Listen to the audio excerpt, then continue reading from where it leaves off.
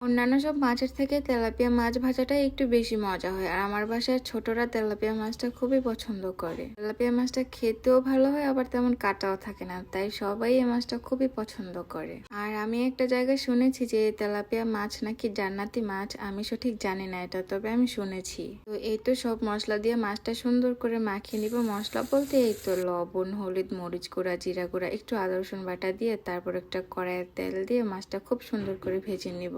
মাছটা যত ভালো করে ভাজা হবে খেতেও কিন্তু তত ভালো লাগবে। তো এই তো এর মধ্যে আমার মাছের এক পিঠ হয়ে গেছে, এখন উল্টিয়ে দিলাম। আর এই তো দেখেন এর মধ্যে আমার মাছ ভাজাটা খুব সুন্দর করে হয়ে গেছে। এখন উঠিয়ে নেওয়ার পালা। দেখেন মাছটা কিন্তু খুব সুন্দর করে ভাজা হয়েছে, তাই না? তারপর মাছ ভাজার তেল দিয়ে আমি আর একটু কাজ করব। এখানে প্রথমে তেলের মধ্যে পেঁয়াজ কুচি দিয়ে দিব, তারপর পেঁয়াজটা হালকা ভেজে দিয়ে দিব টমেটো, কাঁচামরিচ, হলুদ গুঁড়া, ধনিয়া গুঁড়া, জিরা গুঁড়া আর একটু আদা রসুন পেস্ট। তারপর সব মশলাটা খুব সুন্দর করে কষিয়ে নেব। কষানোর জন্য একটু পানি দিয়ে দিলাম। পানি দিলে হয় কি মশলাটা খুব সুন্দরভাবে কষানো হয়।